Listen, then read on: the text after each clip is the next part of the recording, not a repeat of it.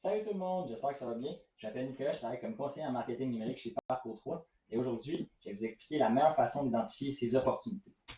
En effet, je parle bel et bien du scoring. Le scoring, c'est quoi? C'est le fait d'attribuer une note à un prospect en fonction de différents critères. Donc, on veut vraiment venir segmenter ses meilleurs prospects, ceux qui sont prêts à être contactés par l'équipe de vente.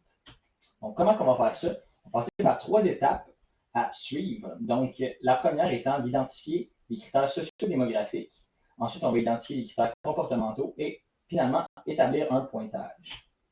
Donc, au niveau des critères sociodémographiques, le but, c'est vraiment d'identifier les contacts avec un profil susceptible d'acheter ou qui représente une grande opportunité. Souvent, on va penser aux critères dans le persona. Donc, les critères qui sont plus fixés sur l'âge, le poste occupé, la taille de l'entreprise ou même le secteur d'activité.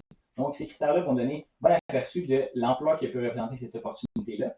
Mais il faut toujours prendre ça avec un petit grain de sel parce que ce n'est pas représentatif de l'intention d'achat. Donc, au niveau des critères comportementaux, le but, en fait, avec ces critères-là, c'est de venir compléter les critères sociodémographiques en donnant vraiment une bonne idée de l'intention d'achat. Donc, les exemples d'interaction, ça va être souvent les efforts posés par l'équipe de marketing. Donc, on pense entre autres aux interactions avec les courriels marketing, les visites du site web, du téléchargement de contenu. Donc, ces critères-là démontrent vraiment l'intérêt d'achat, les intentions d'achat, par contre, puis vont vraiment nous donner une idée plus juste de la valeur du prospect. Ensuite, au niveau du pointage, c'est important dans le fond d'attribuer vraiment des points en fonction d'un système que je vais vous expliquer à l'instant. Donc, au niveau des critères sociodémographiques, on donne seulement un petit peu de points parce que ça ne présente pas l'intention, puis ça présente seulement la valeur de l'opportunité. C'est au niveau des comportementaux qu'on va donner plus de points en fonction, dans le fond, de l'importance de l'action posée pour l'équipe de vente.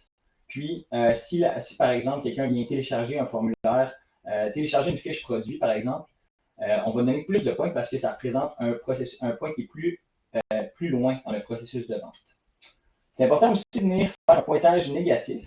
Donc, au niveau des employés de la compagnie, des compétiteurs, fournisseurs et autres personnes qu'on ne veut pas qui se ramassent dans nos leads qualifiés, on va venir attribuer un pointage négatif pour être sûr que ces leads-là ne se ramassent jamais dans les mains d'une équipe de vente, puis que ça reste, dans le fond, un scoring qui est clair et précis.